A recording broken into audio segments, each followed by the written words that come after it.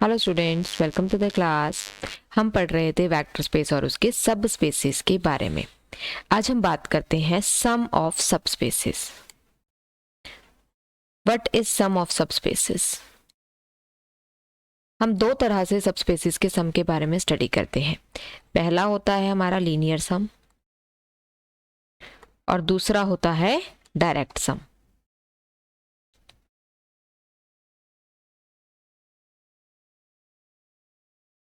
So what is the difference between linear sum and direct sum? सबसे पहले हम पढ़ते हैं लीनियर सम को। तो let W1 and W2 be two subspaces of V। हमने दो सबस्पेसेस ले लिए और उनके हम लीनियर सम की बात करेंगे। देन देयर लीनियर सम, पहली बात हम उसको डिनोट कैसे करते हैं? उनको हम डिनोट करते हैं W1 प्लस W2 से। It is equal to the set W1 plus W2 type के elements where first element belong to the first set and second element belongs to the second set. ठीक है, तो W1 W2 अगर दो subspaces हैं तो उनका लीनियर सम क्या होता है? W1 plus W2। वो इस तरह का होता है। ठीक, अब इसके अंदर हमने एक सेट तो डिफाइन कर दिया, this is a set. But सबसे पहली चीज हम इसको प्रूफ करेंगे कि ये जो सेट है वो नॉन एम्प्टी सेट है। नॉन एम्प्टी सेट के लिए हमने क्या किया कि लेट कोई एलिमेंट W1 मैंने W1 से ले लिया और 0 जो है वो W2 में बिलोंग करेगा। क्यों? क्योंकि W2 हमने क्या लिया था? It is a subspace. मैंने बताया था कि सबस्पेस जो है वो एक वेक्टर स्पेस होता है और वेक्टर स्पेस में एटलीस्ट आइडेंटिटी एलिमेंट जरूर होगा। ठीक है, तो इसका मतलब इस सम में जो W1 प्लस 0 एलिमेंट है वो इस सम में तो जरूर जाएगा। पहला एलिमेंट मैंने W1 का लिख दिया, दूसरा W2 का लिख दिया, तो सम कहाँ चला गया? W1 प्लस W2 में। इस सम की वैल्यू क्या हुई? This is W1। ये कहाँ चला गया? W1 प्लस W2 में। तो W1 का आप कोई भी एलिमेंट ले लो वो सम में जरूर जाता है। So therefore W1 is contained in W1 plus W2। Similarly हम क्या शो कर सकते हैं कि जो आपके पास W2 है that is also contained in W1 plus W2। ये भी इस सम में कंटेंट है। ये शो करने के लिए क्या करेंगे? हम 0 एलिमेंट W1 से ले लेंगे और W2 का कोई भी एलिमेंट W2 ले लेंगे, तो ये भी कंटेंट हो जाएगा। अब दो सेट इसके अंदर सम में कंटेंट है, इसका मतलब इन दोनों को कंबाइंड करके क्या आया? W1 union W2 is content in W1 plus W2। तो अल्टीमेटली ये क्या बन गया? It is a non empty set. अब इस नॉन एम्प्टी सेट को हम शो करते हैं कि it is a subspace. Subspace show करने के लिए क्या करेंगे? हम इसमें से दो एलिमेंट ले लेते हैं। लेट U और V जो है हमने कहाँ से ले लिए? W1 प्लस W2 से, और अल्फा बीटा मैंने कहाँ से ले लिए? फील्ड से। क्या प्रूफ करना है? Required to proof is alpha U plus beta V। यही प्रूफ करना होगा, W1 प्लस W2 में लेके जाना है। अब उसमें लेके जाने के लिए पहले मैं U और V की वैल्यू लिखती हूँ कि W1 प्लस W2 का एलिमेंट है ना, तो मैंने लिख दिया let U is equal to U1 plus U2 and V is equal to V1 plus V2। Where जो 1 1 वाले एलिमेंट हैं U1 और V1, ये एलिमेंट कहाँ से हैं? W1 में से, और जो सेकंड वाले हैं U2 और V2, ये कहाँ से हैं? W2 में से। अब क्या निकालना है? Alpha U plus beta V निकालना है। Alpha into U1 plus U2 plus beta into V1 plus V2। तो सबसे पहले हमने कौन सी प्रॉपर्टी लगाई? Distributive property, alpha U1 plus alpha U2, फिर beta V1 plus beta V2। Then we use the commutative property. Commutative property use करेंगे तो क्या आएगा? Alpha U1 plus beta V1 plus alpha U2 plus beta V2। ठीक है, अब in terms में फिर हम प्रॉपर्टी लगा देते हैं। तो अल्फा आपके पास alpha U1 plus beta V1, ये इकट्ठा ब्रैकेट में कर दो। Alpha U2 plus beta V2, ये इकट्ठा ब्रैकेट में कर दो। ठीक है, पहले तो ये ब्रैकेट्स थे तो ये ब्रैकेट्स खुले तो ये आ गया। फिर हमने एसोसिएटिव प्रॉपर्टी लगाई, इन दोनों को इकट्ठा कर दिया सेकंड स्टेप में। थर्ड स्टेप में क्या किया? थर्ड स्टेप में ये जो आपके पास एलिमेंट्स थे इनको हमने ऑर्डर चेंज कर दिया, कॉम्यूटेटिव प्रॉपर्टी लगाई। फोर्थ स्टेप में क्या किया? फिर हमने एसोसिएटिव प्रॉपर्टी लगाई और ये ब्रैकेट्स अलग अलग हो गए। ठीक है, तो ये 4 स्टेप्स में होगा। आपने हर स्टेप में उसका रीज़न लिखना है कि आपने कौन सी प्रॉपर्टी लगाई है। ठीक है, तो आपके पास पहला स्टेप ये कि आपने ये खोले, उसके बाद दूसरे स्टेप में एसोसिएटिव प्रॉपर्टी लगाई, तो ये क्या बन गया, alpha u1 plus alpha u2 plus beta v1 plus beta v2। क्या प्रॉपर्टी लगाई, एसोसिएटिव। ठीक है, फिर उसके बाद क्या किया, उसके बाद आपने इसके अंदर कम्यूटेटिव प्रॉपर्टी लगाई, तो ये आ गया। यहां से आप इधर चले गए, कौन सी प्रॉपर्टी लगी, कम्यूटेटिव। ये आपके पास अब एक ब्रैकेट में आ गए। ठीक है, फिर आपने यहां से यहां तक आना था, तो फिर आपने कौन सी प्रॉपर्टी लगाई, एसोसिएटिव। ठीक, तो ये चीज आ गई। अब इस केस में क्या हुआ, alpha u1 plus beta v1 जो है वो w1 से बिलोंग करेगा। क्यों, क्योंकि w1 क्या है, इट इज अ सब स्पेस। ठीक है, दूसरी बात आपके पास क्या आया, alpha u2 plus beta v2, ये दोनों के दोनों एलिमेंट u2 और v2 कहां से थे, w2 से, तो ये w2 सब स्पेस है, तो ये आपके पास w2 में बिलोंग कर गया। और इन दोनों का सम क्या था, ultimately alpha u plus beta v element कहाँ चला गया, w1 प्लस w2 में। इसका मतलब w1 plus w2 is a subspace. तो सबस्पेस बनाने के लिए सबसे पहली चीज मैंने क्या प्रूफ की थी, इट वाज नॉन एम्प्टी। फिर हमने इसमें से 2 एलिमेंट लिए, 2 स्केलर्स लिए, alpha u plus beta v को w1 प्लस w2 में शो कर दिया। ठीक है, अब नेक्स्ट हम क्या करने जा रहे हैं, हम प्रूव करेंगे कि w1 plus w2 is the subspace generated by w1 union w2। अब इसका मतलब क्या होता है, जनरेट होने का मतलब क्या होता है, जनरेट होने का मतलब होता है अगर हम कह रहे हैं कि कोई subspace w is generated bye s, that means w is smallest subspace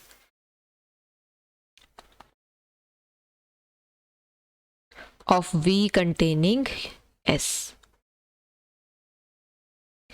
मतलब इसके अंदर 3 चीजें आई कि एक तो वो सबस्पेस है, दूसरी बात वो S को कंटेन कर रहा है, तीसरी बात वो S को कंटेन करने वाले सबस्पेसेस में से सबसे स्मॉलेस्ट है। यानी कि पहली बात सबस्पेस होना चाहिए, दूसरा वो S को कंटेन करना चाहिए, तीसरा S को कंटेन करने वालों में से स्मॉलेस्ट होना चाहिए। तो अब मुझे इसको w1 यूनियन w2 से जनरेट कराना है। तो स्टेप 1 मैंने ये प्रूव कर दिया कि it is a subspace. Step 1 मेरा प्रूव हो गया, w1 plus w2 is a subspace. और स्टेप 2 मैंने क्या प्रूव किया है कि ये जो यूनियन है w1 union w2, it is contained in this w1 plus w2। तो स्टेप 3 रह गया। स्टेप 3 क्या है कि w1 यूनियन w2 को कंटेन करने वाले में सबसे स्मॉलेस्ट होना चाहिए। तो मैंने क्या किया कि लेट w बी अ सब space containing w1 union w2। ठीक है, तो मुझे इसको स्मॉलेस्ट प्रूफ करना है। स्मॉलेस्ट प्रूफ करने के लिए मतलब मुझे ये w से छोटा बनाना है, तभी तो स्मॉलेस्ट होगा। छोटा कब होगा, जब मैं कहूंगी w1 plus w2 is contained in w। ठीक है, ये चीज क्लियर हुई कि मुझे इसे स्मॉलेस्ट सबस्पेस बनाना था जिसमें s कंटेन्ड हो। तो मैंने ये क्या किया, ये s यानी w1 यूनियन w2 को कंटेन करने वाला कोई सबस्पेस लिया। मैं ये प्रूफ कर दूंगी कि ये बड़ा है और w1 प्लस w2 छोटा है। तो मैंने कोई एलिमेंट सब में से उठा लिया। Let w1 plus w2 belongs to w1 plus w2। What this implies, जो w1 है वो w1 में होगा और w2 जो है वो w2 में होगा। इसका मतलब ये जो w1 w2 दोनों एलिमेंट्स हैं ये यूनियन में तो एटलीस्ट जाएंगे।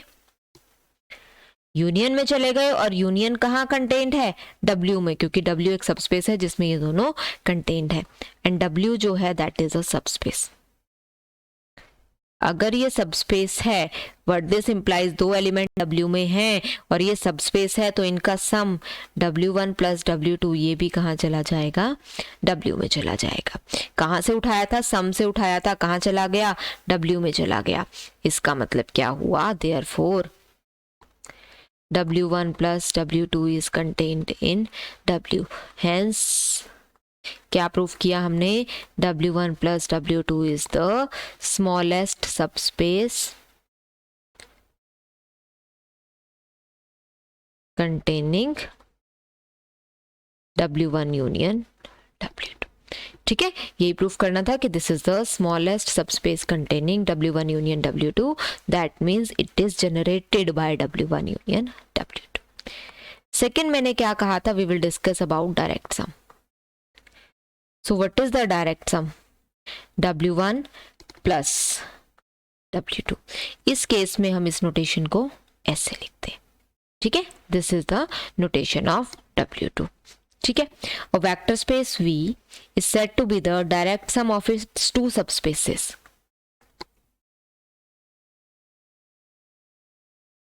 A vector space V is said to be the direct sum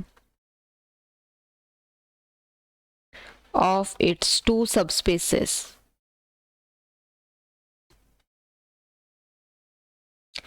W1 and W2 if for each V belongs to V there exists unique W1 belongs to W1 and W2 belongs to W2 such that V can be written as W1 plus W2। मतलब एक तो बात V जो है वो W1 और W2 का सम हो गया, दैट इज कि V का हर एलिमेंट W1 प्लस W2 की फॉर्म में लिखा जा रहा है। ठीक, पहली बात ये हो गई। एंड हर एक एलिमेंट की रिप्रेजेंटेशन यूनिक है, each element has unique representation.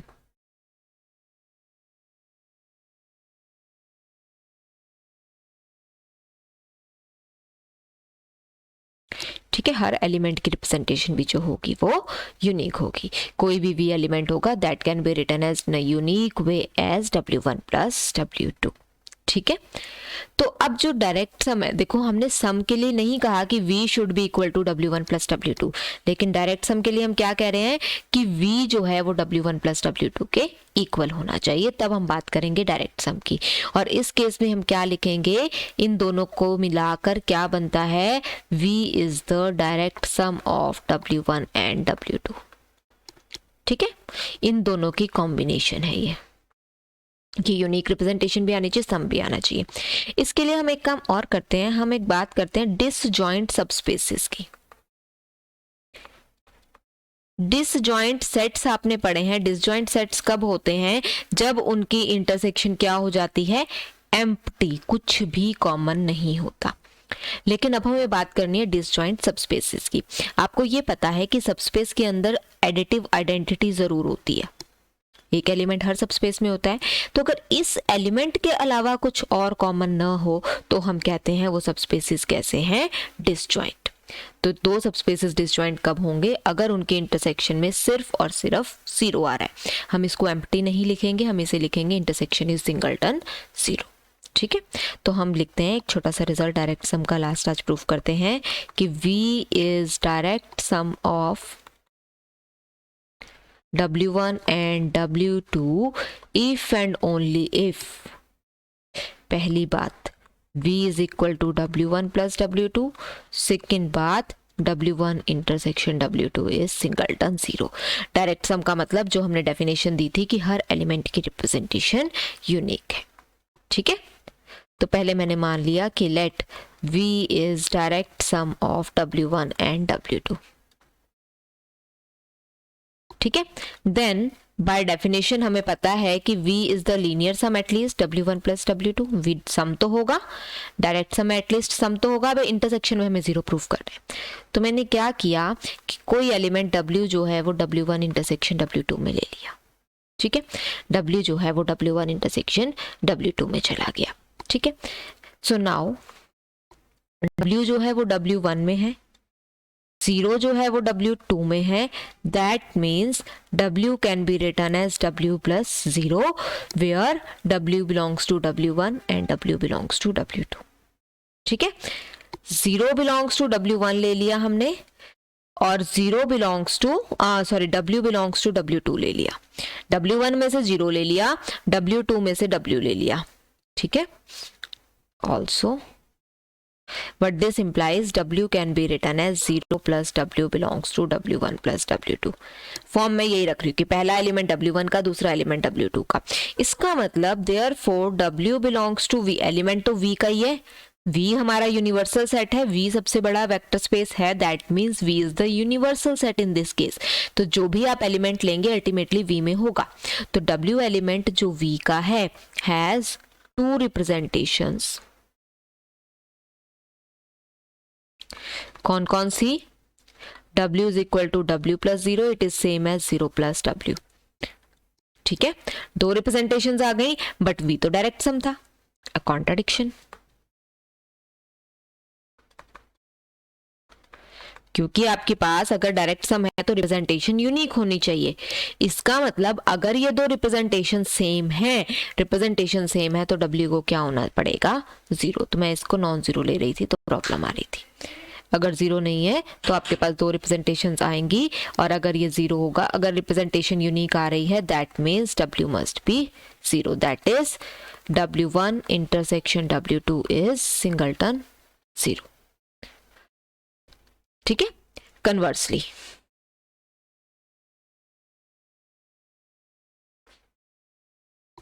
Late V is equal to W1 plus W2 and W1 intersection W2 में क्या है? This is singleton 0. ठीक है, हमें क्या प्रूफ करना है? जो एलिमेंट की रिप्रेजेंटेशन है that is unique. So let V belongs to V. ठीक है, एंड V क्या है? W1 plus W2. That is अगर ये सम है, there exist W1 belongs to W1 and W2 belongs to W2 such that V can be written as W1 plus W2. ठीक है, ये इस फॉर्म में लिखा जा सकता है. हमें रिप्रेजेंटेशन यूनिक प्रूफ करनी है. हमने मान लिया कि सपोज V की एक और फॉर्म भी आ रही है. V can be written as V1 plus V2 where V1 belongs to W1 and V2 belongs to W2. ठीक है, इसकी एक और रिप्रेजेंटेशन भी आ रही है. तो इस केस में क्या होगा? W1 प्लस W2 वाली रिप्रेजेंटेशन जो पहले वाली लिखी थी that is same as V1 plus V2. इसको मैं लिख सकती हूँ W1 minus V1 is equal to V2 minus W2. 2 वाले इधर कर दिए, 1 वाले इधर कर दिए. अब जो W1 और V1 है ये कहाँ से है? W1 में से. इसका मतलब इनका डिफरेंस W1 में. V2 माइनस V2 और W2 दोनों एलिमेंट कहाँ से थे? W2 में से. इनका डिफरेंस W2 में. तो लेफ्ट साइड कहाँ है? लेफ्ट साइड W1 में. राइट साइड कहाँ है? W2 में. दोनों इक्वल है, इसका मतलब ये दोनों एलिमेंट कहाँ चले गए? W1 इंटरसेक्शन W2 में. तो इनको जब ज्वाइन करेंगे तो क्या आ जाएगा? व्हाट दिस इंप्लाइज, इंटरसेक्शन क्या थी हमारी? Intersection was singleton 0. That means W1 minus V1 is 0 and V2 minus W2 is 0. ठीक है, ये भी 0 है, ये भी 0 है. इसका मतलब W1 is equal to V1 and W2 is equal to V2. इसका मतलब जो रिप्रेजेंटेशन है वो यूनिक है. Therefore each V belongs to V has unique representation.